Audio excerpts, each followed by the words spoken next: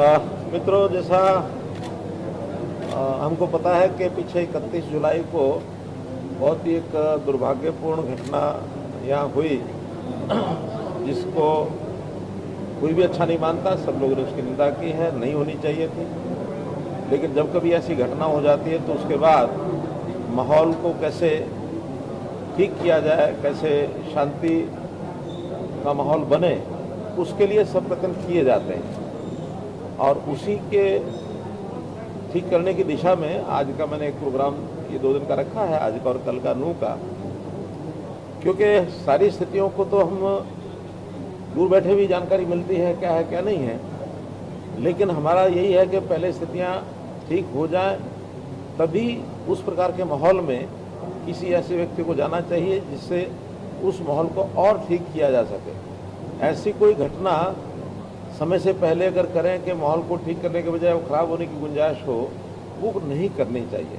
आपको ध्यान में होगा कि जिस दिन ये घटना हुई और उसके कुछ दिन बाद विपक्षी दलों ने एक होड़ सी लग गई कि चलो नू चलो, चलो नू चलो।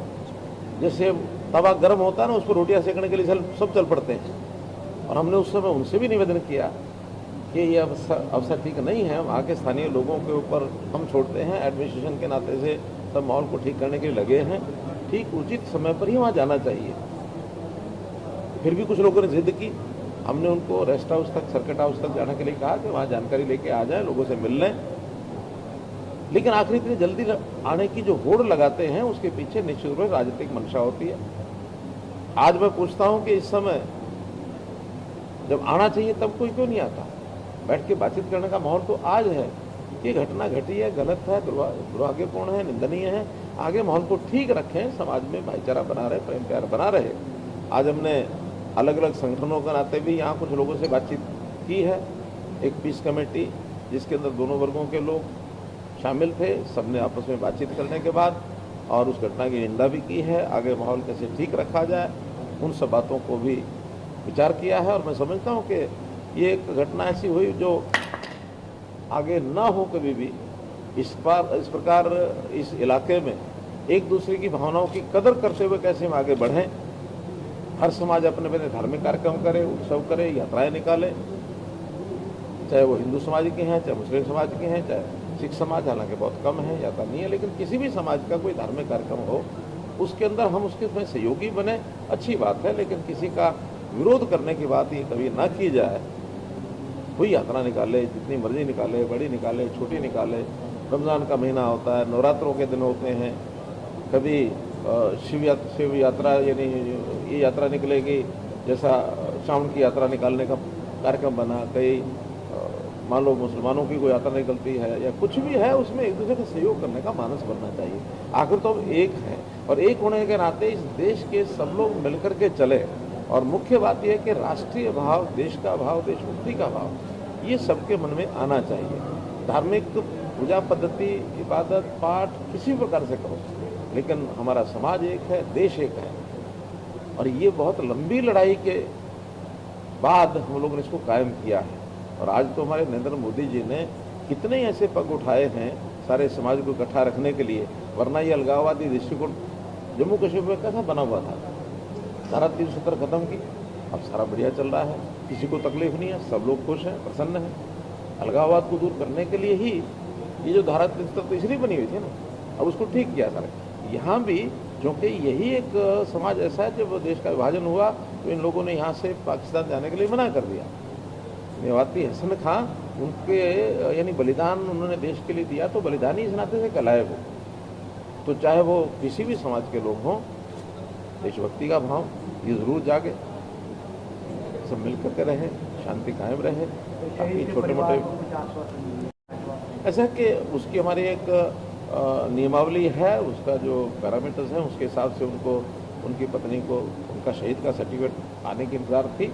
वो शायद आ गया होगा, वो कह रहे आ गया है। तो जैसे ही उनको मिल जाता है उसके बाद उनके परिवार की आर्थिक सहायता और उससे उनके परिवार में जैसे शहीद की पत्नी की नौकरी की बात है वो भी करेंगे। एक वहाँ सड़क की बात उन्होंने बताई और सड़क का नामकरण भी उस अमर शहीद के नाम से रखा जाएगा। तो इस प्रकार से शहीदों का सम्मान, शहीदों का एक अमरता उनकी बनी रहे, सब याद रहे, तो इस नाते से किया जाता है। देश के लिए बलिदान हुए, हमारे लिए गौरव की बात है। उसके लिए हमने पहले कहा था कि 100 क्यूसेक के 2 चैनल जो हैं उसके बनाए जाएंगे और वो केएमपी के साथ साथ उसका राइट ऑफ वे हमने छोड़ा हुआ है और बहुत जल्दी मुझे लगता है शायद एक का तो टेंडर भी हो गया होगा, लेकिन क्या है कुछ हुआ उसका मेवात कैनाल का।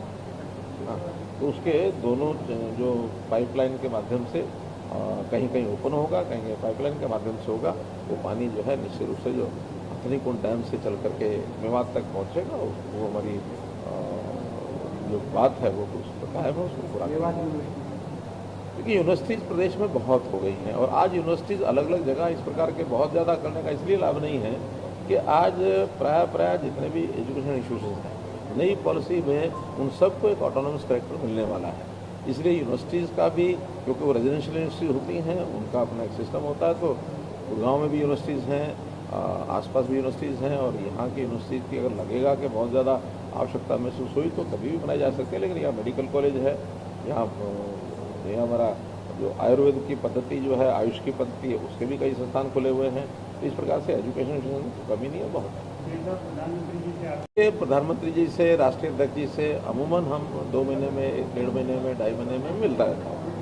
आपस में जब बातचीत होती है तो आखिर उसमें हम अपने प्रदेश के विषय उनके सामने रखते हैं, उनकी कोई अपेक्षा होती है तो वो रखते हैं। बस ठीक है कि अब जैसे चुनाव चल रहे हैं, उसमें आसपास पड़ोस के प्रदेशों में चुनाव हैं, उसमें हमारी ड्यूटियाँ लगी हैं। हमारे प्रदेश के भी काफ़ी लोग, हमारे विधायक वगैरह गए हुए हैं, हमारी भी ड्यूटी लगेगी। मैं मध्य प्रदेश में अब 2 दिन लगा के आया हूँ, तो राजस्थान में भी जैसे ड्यूटी लगी उसमें जाएंगे।